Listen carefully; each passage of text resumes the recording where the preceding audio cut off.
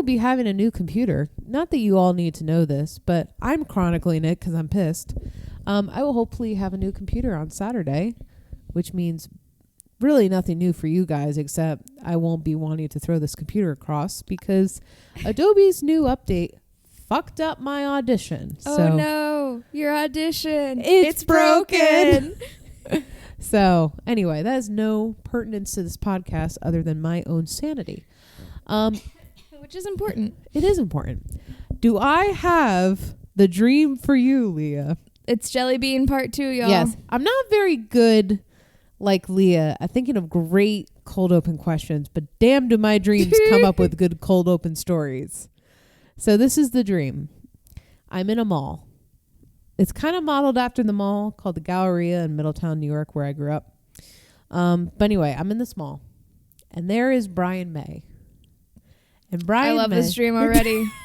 And Brian May is looking for people who have taken photography, that he can build a collection of concert photos. Don't know why my dream's doing this. Let it be known. But I was like, oh shit, it's Brian May. And of course, you know, my head is like, I got to get him on the podcast. Like, that's all I'm thinking about. And then I showed him some of the Struts photos I took, and we're just talking. And I said, hey, I know you probably need to talk to a manager, and I'm really sorry about this, but I would really, really love to have you on She Will Rock You. And he said, well, you know, I do have to talk to a manager, but he said, let me do this. And he starts writing a note to us, and he gives it to me, and I'm just like so elated. And I'm driving home, and I'm like, I cannot wait to tell Leah that Brian May wrote us a note. Like, this is the highlight of our career, of our podcast career. And then I read it, and it's signed by a guy named Wayne Robertson. And I'm like, who the fuck is Wayne Robertson? It's Wayne Robertson. And it turns out, it hits me in the dream. Wait, that wasn't Brian May. It was a guy who looks like Brian May. Wait, he didn't have an English accent. That's important. And that was the dream. That's a great dream and a great opening. It's not Jelly Bean level, but... No, it's not Jelly Bean level, but it's still a nice, funny story that my brain decided to make up for me one night. And with that said, I am Beth Ann. And I'm Leah. And this is She Will Rock You. Where are they getting a dub in a CBS executive meeting? No. Bitch, don't touch my thermostat. The ghost be like, hold up, before I haunt you, let me turn down the thermostat. Who is this band? We're on page 1, guys. This is She Will Rock You. And I didn't pull up the reviews because we're on an iPad right now. This is a 2015 and your thing could do cooler things than mine. Yeah. Stupid. That's a third-hand 2015 MacBook right there. How the hell? I don't understand. She's a workhorse. I'm also thinking about getting an iPad just for Procreate The iPad. to draw up in meetings. Procreate, life-changing. Is this the Apple Pen? Yeah. Nice. Anyway. Let me choose a review, and I'm going to choose at random. And my finger landed on Supernatural Keys, and it says, total fun from start to finish. What more could you ask for in a podcast? It's fun and informative.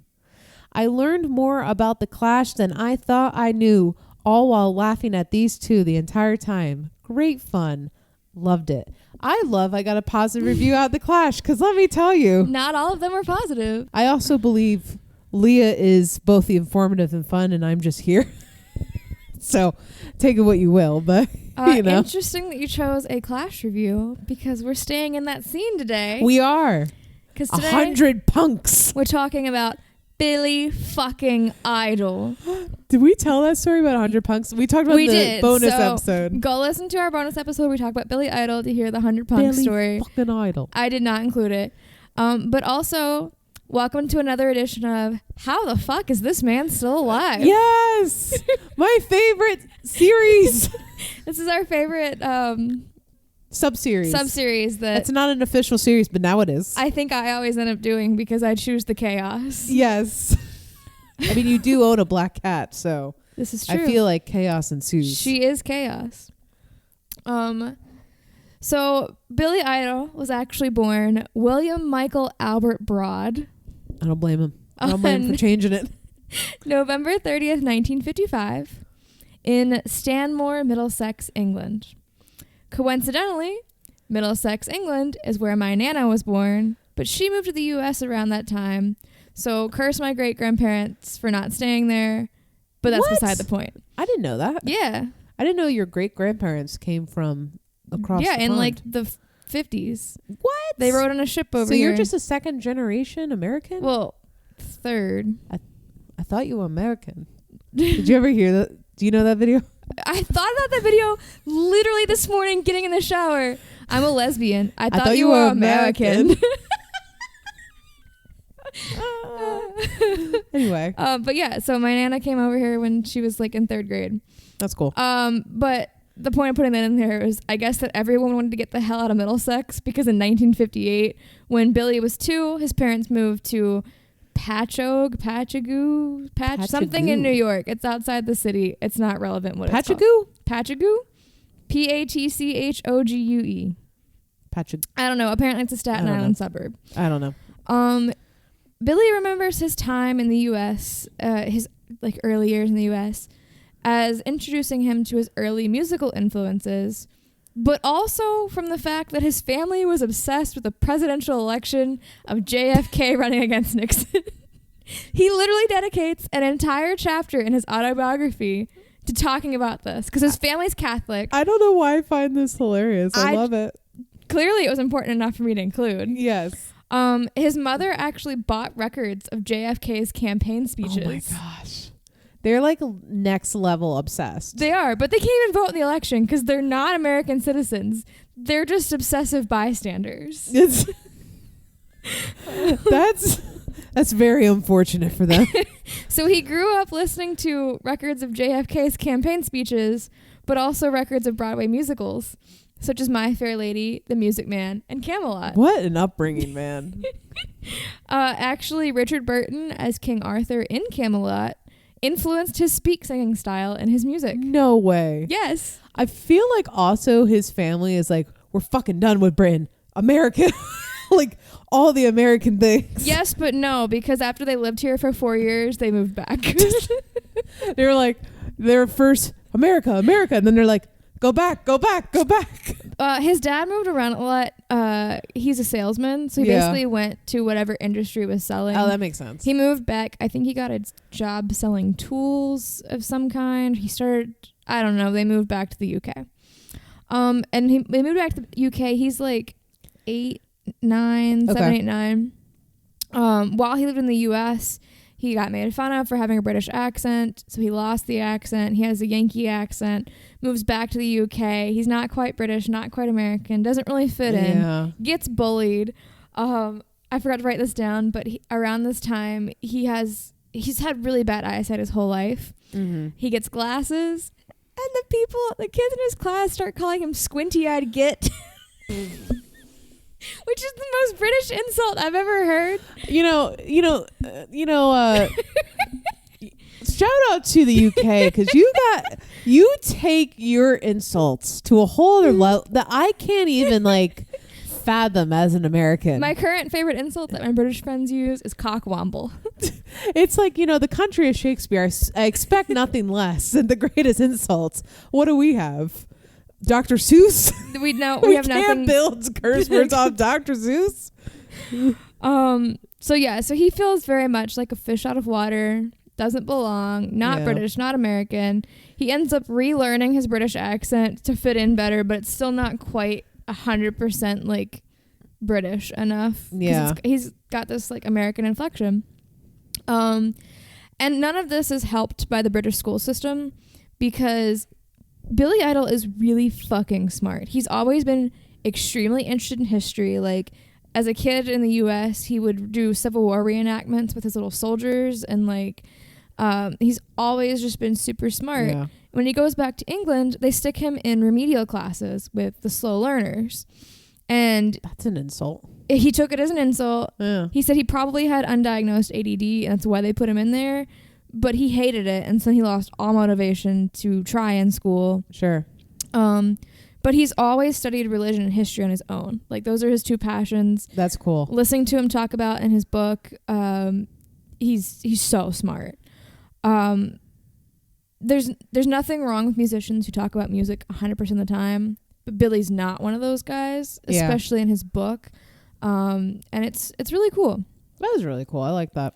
Well-rounded. Yeah, not that, someone who talks about music all the time is not well-rounded. It's just like you have other subjects that also fascinate you. It's very clear that he has other interests besides music. Yeah, nothing wrong with that. That being said, as a young middle schooler U.S. equivalent, he does become very quickly obsessed with music. Mm-hmm. So his parents enroll him in lessons, violin lessons.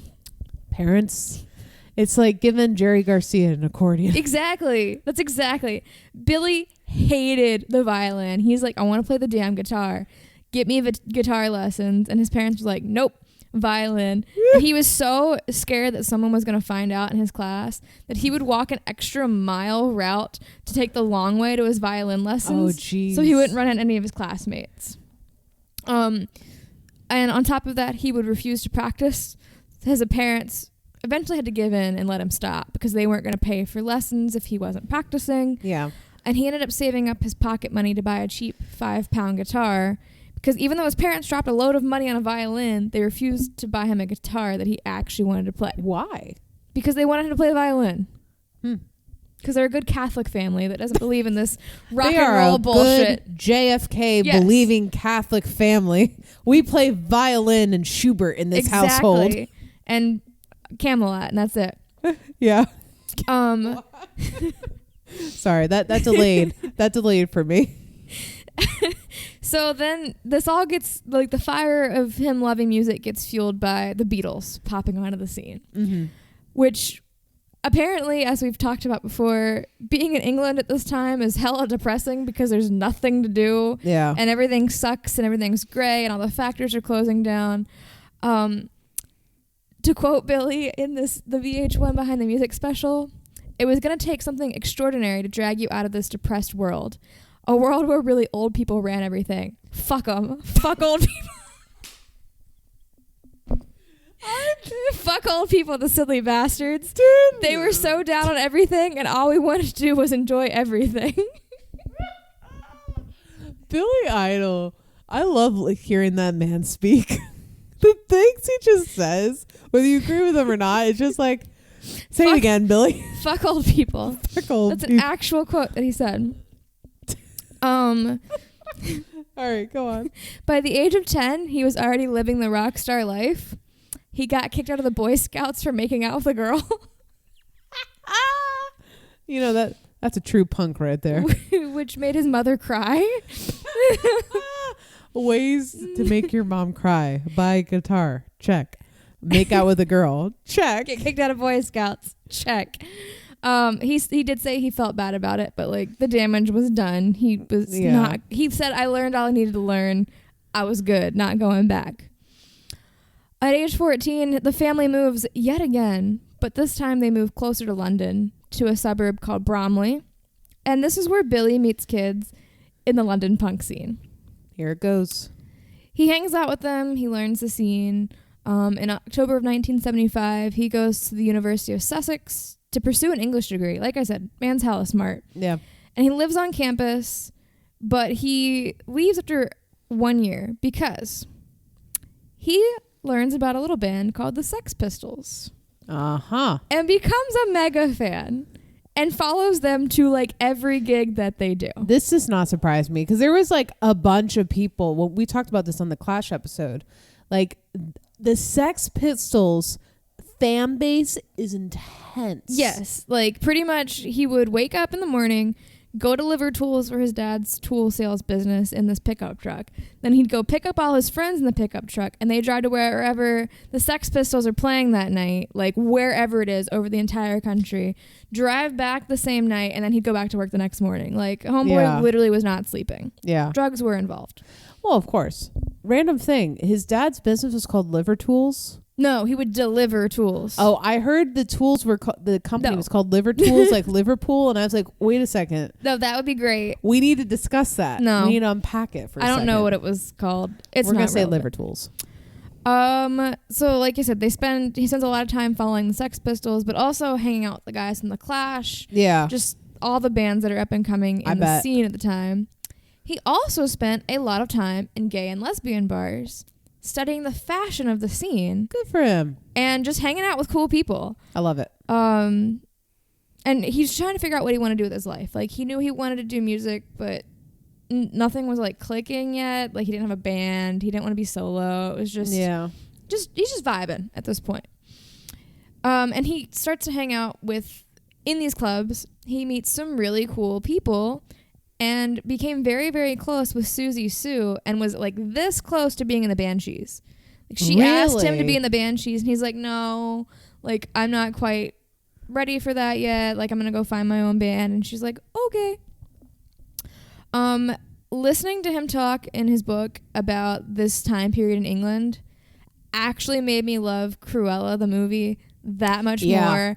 Because it is, like, dead on for the fashion sense, the pop-up, like, ragers in the park. Right. They're wearing... This is my next point in the outline is... So he follows the Sex Pistols to their first ever show outside of England, which is in Paris. And he and his friends, like, get in that tool pickup truck, and they drive across the channel. They get there, and the French can be a little snobby when it comes to fashion. Right. And they show up to the show, like, all the French are just wearing, like, t-shirts and jeans, basically. Like, yeah, they're just chilling. Billy and his friends, Susie and the gang, show up in homemade distressed bleach torn t-shirts, bondage wear, and leather pants, and get ridiculed by the French. Oh, I bet the French held nothing back. No, but they were like, you know what? He's like, it was a fucking good time, and I don't fucking care. Those are probably direct quotes. I love him so much, man. He cracks me up. So by late 1976, he finally decides, like, let's join a band. Let's get this going. So he joins a band called Chelsea as the guitarist.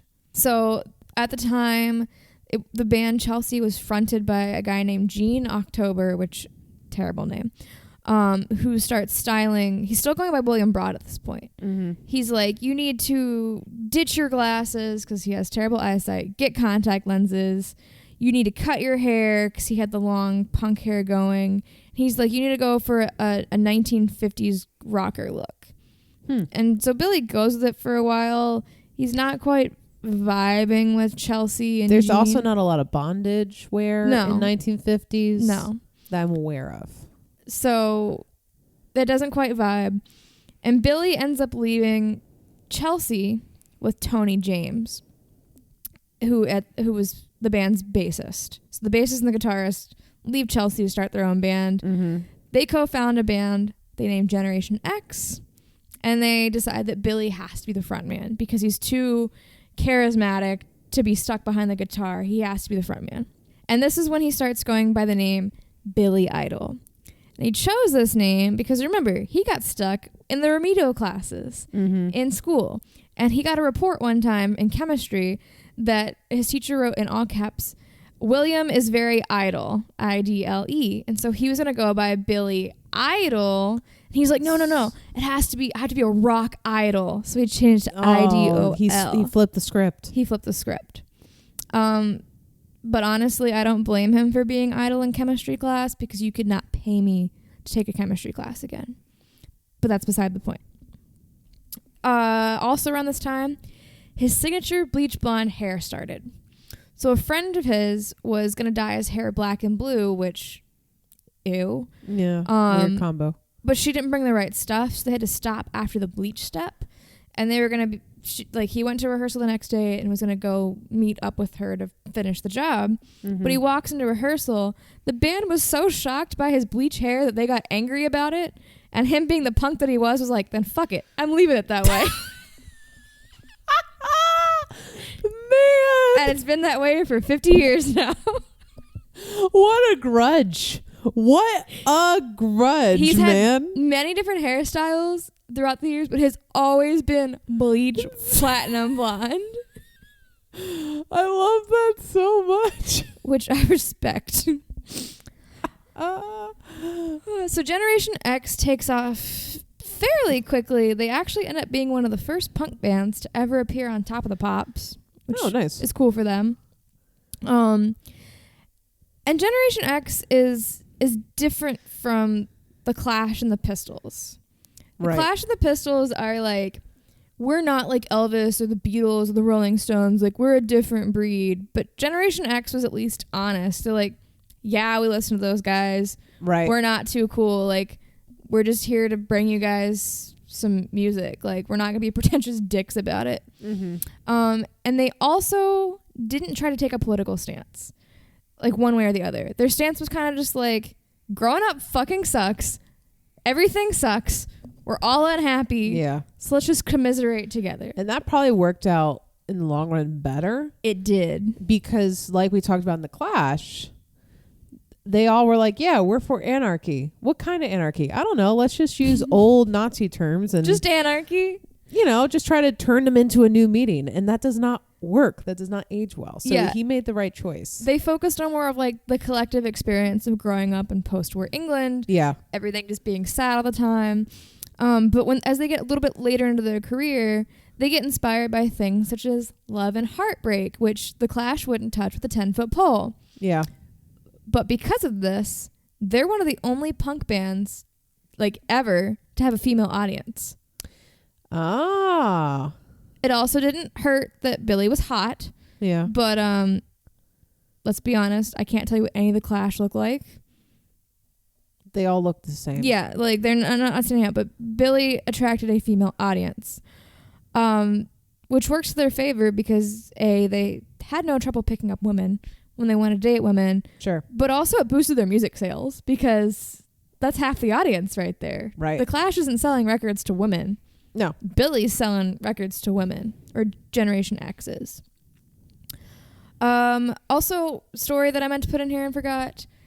It was a thing. This is really gross, especially considering COVID times. It was a thing in the punk scene in the 70s to where the audience would spit onto the lead singer as like an anarchy punk thing. It started with like the scene from My Big Fat Greek Wedding, where the grandmother takes the son and goes, "Tuh, tuh." Like that's a very Greek thing, I think. It started because I forget which band it was. It wasn't the Clash or the Sex Pistols. It was something else. The guy was like literally clearing his throat. You know how some singers will go, just spit on the stage? Well, he did that, but it kind of like went off the stage onto the front row. Oh, and they went So the back front row reciprocated and just started hawking loogies at the front singer. Oh, and then it became a thing. And like, that's why? Fucking unsanitary. Yeah. But Billy tells a story of one night, like, bloody tuberculosis spit ends up on, and they were like, guys, we gotta stop this, like, please don't spit on stage anymore. Yeah. He's like, I've never been so happy that when we went to the US, like, no one did that because it never was a thing over here. And I'm like, we got something right for once, guys. Yeah, I'm not personally a fan of spitting. It was meningitis, not tuberculosis, but still ugh. Yeah. Not a sanitary scene. No. In 1979, they have a single, King Rocker. It actually goes up to the UK top 20, mostly thanks to the female audience, boosting the sales. Fangirls, once again. Yeah, it's like we actually have influencing power. Who knew? Around this time, Billy actually meets his girlfriend for the next, where are we at? At least 10 years. So she's important to this story. Her name's Perry Lister. And at the time, she's working as a dancer in the troupe called Hot Gossip. Don't like the name of the troupe, but whatever. And the two hit it off, sex, drugs, and rock and roll style. But he, despite having a very typical rock and roll relationship, he's head over heels in love with her. Like, aww. I think he still loves her. Spoiler, things don't ultimately work out. Like, they're not still together, but they're together for a very long time, and she stays with him through some very rough patches in his life. So as he's starting this relationship with Perry, Generation X is starting to crumble. They start fighting. They're like, well, we'll fix this. Let's hire new management. So they hire Bill Aucoin, former manager of Kiss. We've talked about him before. Yeah. And he's tasked with reinventing the band. They hire a new producer for the next album with the goal of making it more danceable. They've kind of accepted that punk is over by this point. We're getting ready to break into the 80s. Like, punk scene's dead. They want to make a dance track.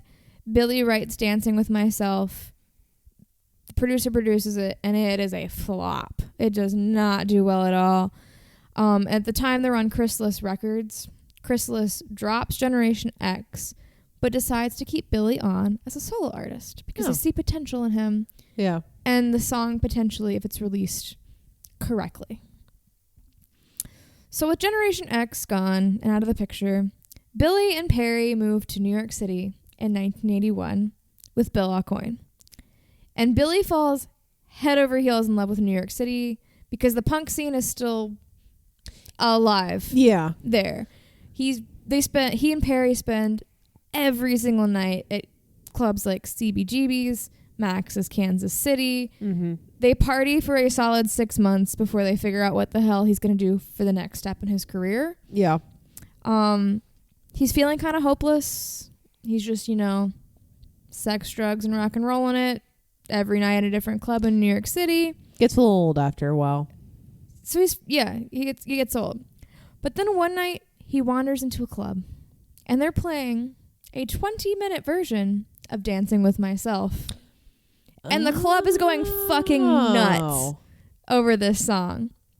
And this gives him the confidence boost that he needs in his life. Good for him. Yes. And so he's like, well, we gotta like capitalize on this if New York City's loving it. And so he starts to assemble a band. And management gets him in contact with Steve Stevens. Our boy Steve Stevens. And Steve plays very much a glam rock guitar style, which balances really well with Billy's like attitude. Great description. And so they get bassist Phil Feit and drummer Greg Gerson, and they start to work on Billy's solo record, Don't Stop, in 1981, which includes a re-record of Dancing with Myself and a cover of Tommy James and the Shondells song, Moni Moni. Mm-hmm. Now you may be wondering, why the hell did Billy Idol cover this song on his debut self-titled record? Well, it's because he has always felt a special connection with this song. Because when he lost his virginity, it was playing on the radio in the distance. That's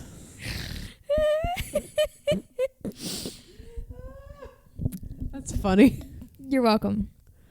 He releases his debut album, self-titled Billy Idol, in July 1982. And then Chrysalis Records has the tough task of selling America on a 27-year-old British wild child because he's still partying like nonstop at this point. But they have a new tool in their toolbox. MTV. Yeah. At this time, there's a second British invasion happening, mostly through MTV. And this is 1982. Like, MTV is new. Yeah. And Billy's apartment was like 2 blocks away from MTV Studios. And so somehow management worked out that he could just like pop down there and just fill in whenever I needed like guest host on something, or he would do these smart. He would do these like filler commercials where it's like, I'm Billy Idol and you are watching MTV. That's and he had super smart. He exploded on MTV. That's wild. So literally like, because I always imagine like, and here comes Billy Idol on TV, and it was like, no, like he literally was just hosting. Yeah, he's just there all the time because it's 2 blocks from his apartment. And so that's amazing. Someone at Chrysalis saw an opportunity, and I'm sure this is just me speculating. I'm sure they were having trouble filling spots, especially very early on because it was such a new thing and no one knew what it was going to do to the industry. But he got in there right at the face time and actually pretty much became the face of MTV for a while. Right. His videos for White Wedding and Dancing with Myself became like constantly in the rotation. He releases his second LP, Rebel Yell, in 1983 because this is the 80s. Mm-hmm. We're not taking any downtime between records. What are you talking about? Not at all. And this really like solidified Billy as a superstar in the U.S. This album includes Rebel Yell, Eyes Without a Face, Flesh for Fantasy. Eyes Without a Face peaks at number 4 in the U.S. Rebel Yell reaches number 6. When they started touring this album, they were barely selling out small clubs in New York City. But when they finished touring this album, they were playing sold-out stadiums. Wow. which is crazy. That is crazy. And like I mentioned when they were in the UK, Billy is an attractive man. Mm-hmm. The ladies love him, which pisses Perry off. Because they'll be at dinner trying to enjoy a nice, quiet meal as a couple. Right. And girls would run over to their table, crowd around, and ask Billy to sign their boobs.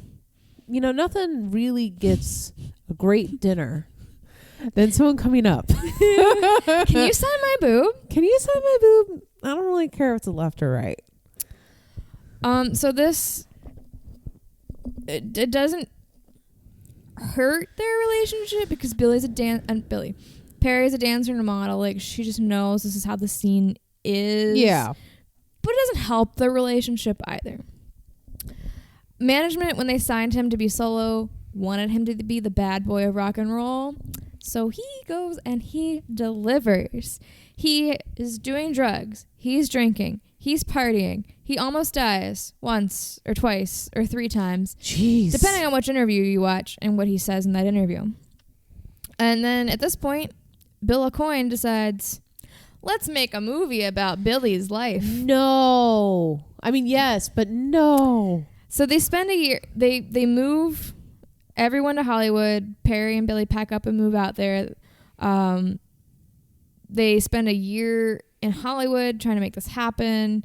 But to quote the VH1 documentary, Billy spent more time doing lines than reading them. Yeah. And so Billy fires Bill because he felt like this movie was distracting him from making music, which it probably Fair. was. Yeah. And so, you know, it is what it is. Movie doesn't happen. Mm-hmm. But they decide to stay in Hollywood. They wanted a break. They'd been partying for like 6 years straight in New York City. Mm-hmm. And Perry was like, I just wanted to be awake in the daytime. Yeah. And so they stay out there. In 1985, he goes into the studio to work on his 3rd album, which would eventually be released in 1986. They call it Whiplash Smile. This album is slated to come out 2 years after Rebel Yell, and Billy's really worried that his fans will have forgotten about him in his hiatus, which is so funny nowadays because 2 years is like the normal album cycle. Right. But whatever. The lead single, or I don't know if it's lead single, but the single from that album, To Be a Lover, ends up going top 10. So he had no reason to be afraid that they forgot about him, and actually earned him a Grammy nomination. Oh, good for him. For Best Rock Vocal. However, a few weeks before his Grammy appearance, he was arrested on drug charges with a model friend of his. That's not Perry. Ooh. Her name is Grace Hattersley. And needless to say, this did not make Perry happy because all the headlines are reporting Billy Idol arrested with girlfriend. And she's like, she's not his fucking girlfriend. Yeah. So she pulls the ultimate power move. Perry does. Yeah. And holds a press conference. Okay. Just to tell the press, I'm Billy Idol's girlfriend. I have been for 7 years. Damn. That's it. That's the press conference. Damn, good for her. Set the record straight. Which I respect. They stay together, though. Like, she doesn't dump him. Yeah. At this point, though, Steve does dump him and leaves the band to go start a solo career. Steve Stevens. Huh. He comes back. Yeah. But he leaves to go start a solo career. And Billy and Perry do what any logical couple does to stay together. They have a baby. Oh. So I don't know if I have this out of order or if I wrote, I don't know. But I wrote here that they moved to LA, but I think they're already living in LA. But to celebrate the move to LA, Billy buys himself a Harley because he decides he's going to take a break from getting high on drugs and wants to just get high on life. So he buys a Harley. Yeah. No, I appreciate that. You know, you got to find something instead of drugs. Also, this Harley is relevant to the story overall. But pin that for later. So in June 1988, their son Willem Wolfbrod is born. That's Willem like Willem Dafoe, not Willem like William Broad. Willem like the drag queen. Yes. Gotcha.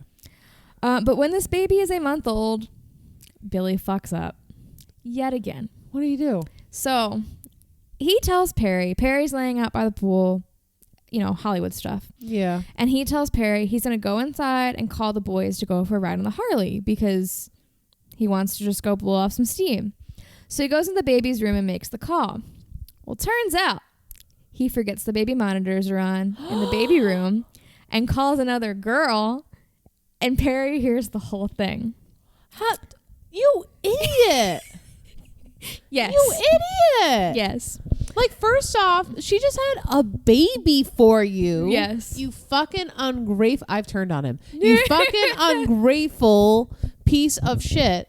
And then you're going to go talk to another girl? Yes. No.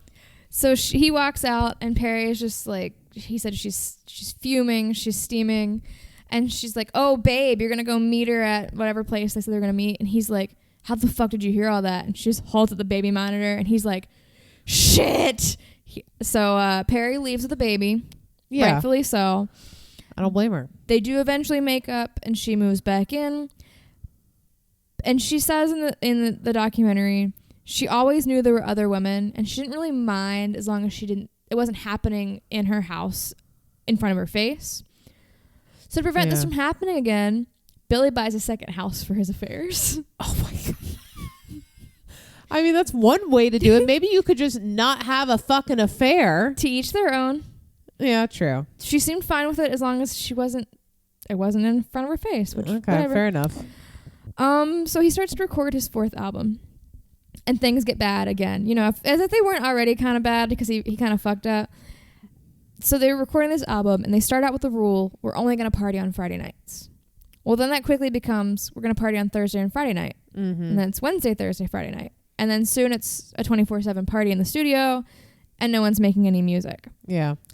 And Perry, this is the final straw for Perry. She decides this is not a great environment to raise a child in, which it's probably absolutely not. Fair, yeah. And so she makes the decision to leave Billy at this point and moves out on her own, which doesn't do wonders for Billy's mental state. But, he survives. On February 6th, 1990, we're in Hollywood. Mm-hmm. They finally wrapped this fourth album. It took like 2 years to record because they wouldn't stop fucking doing drugs. Yeah. The album's called Charmed Life. And on the last day of recording, like they're putting the finishing touches on, everyone stays at the studio to party, but Billy was like, I'm done partying. I'm going to go home. I'm going to go to sleep.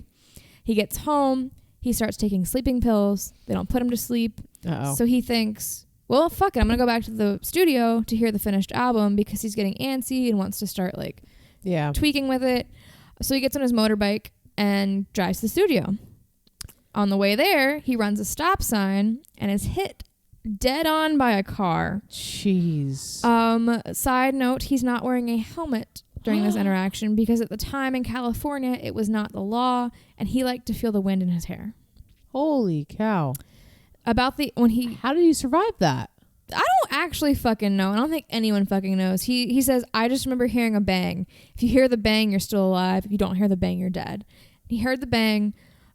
He remembers, this is how his book actually opens up with this incident. He remembers he tried to get up and he couldn't get up. And someone came over and was like, hey, are you okay? And he just goes, obviously I'm fucking not.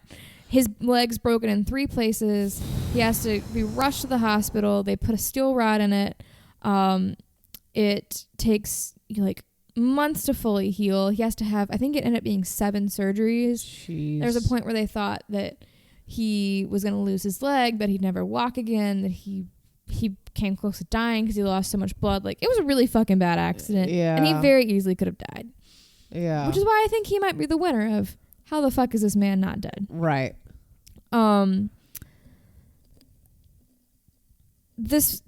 Things were going decently well for him career-wise before this incident.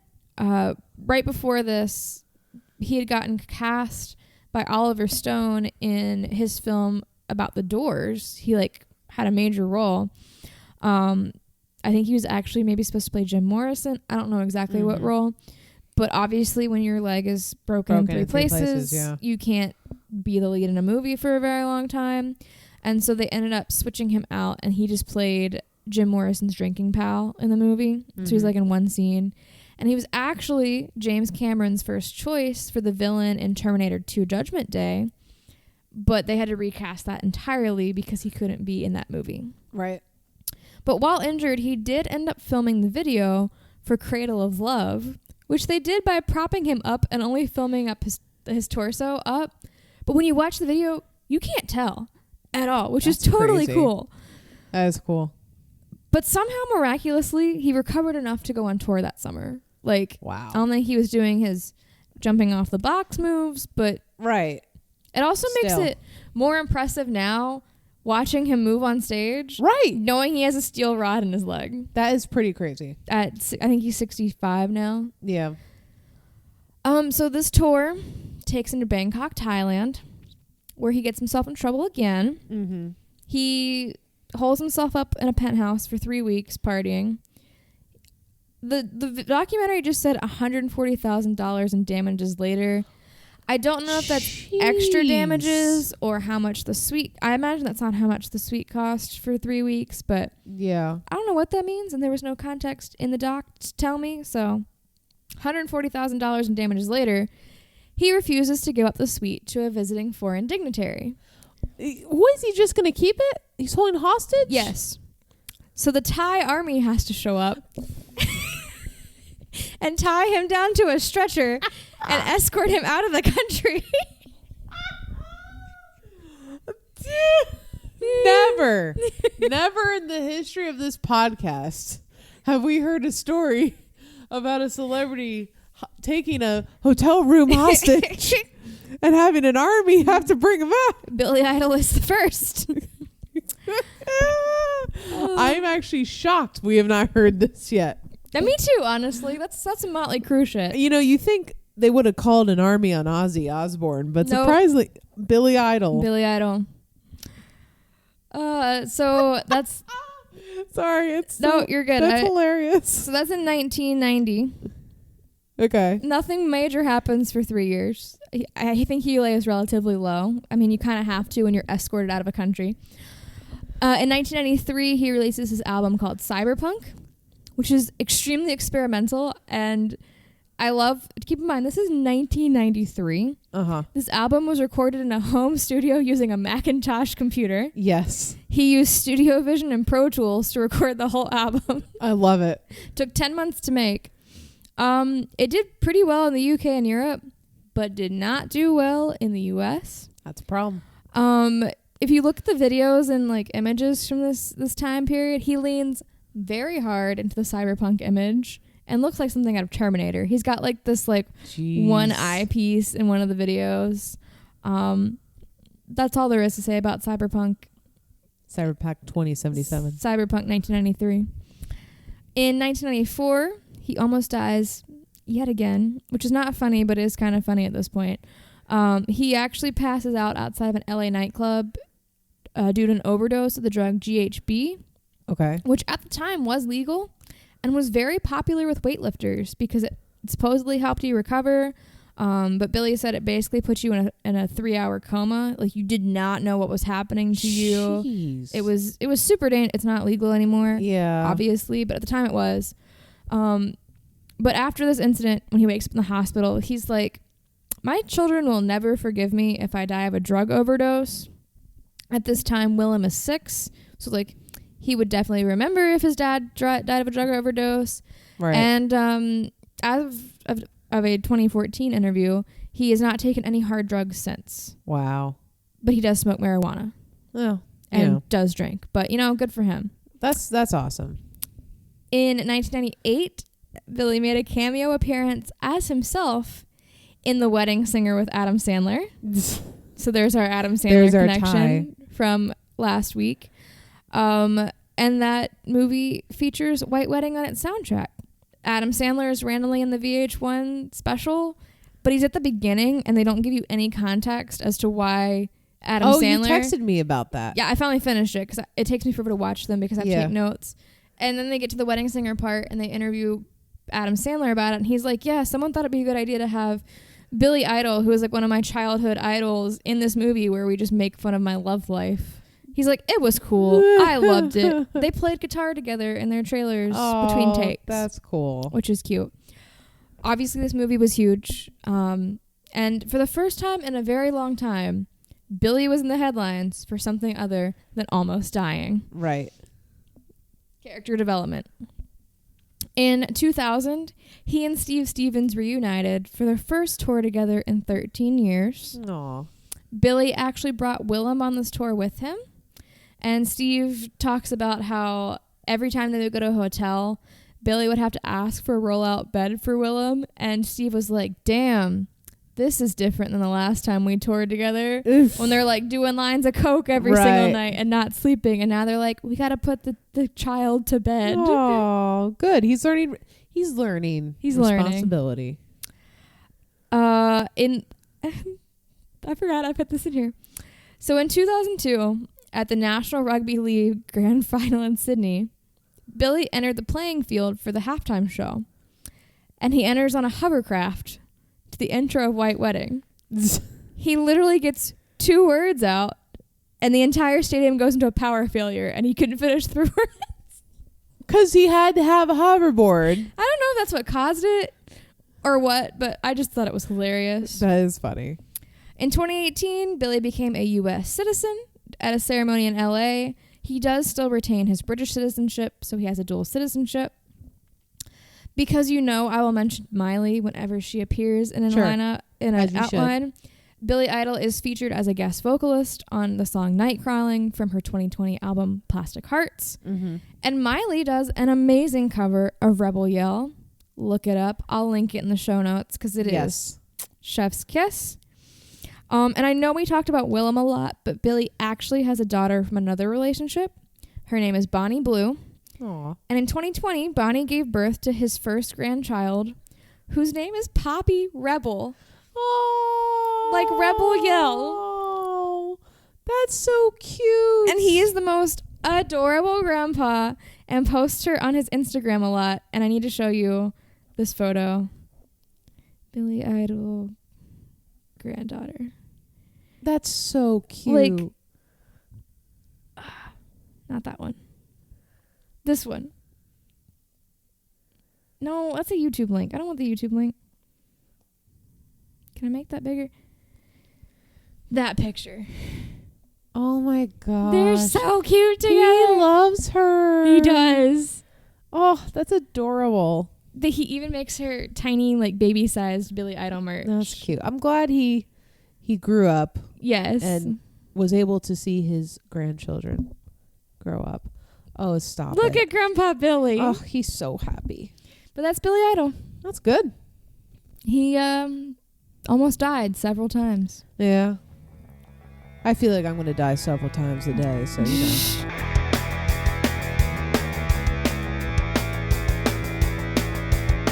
Thank you for listening. You can leave us a review on Apple Podcasts or Good Pods. Special thanks to Deathathon for our intro riff. You can visit our website at shewillrockyou.com.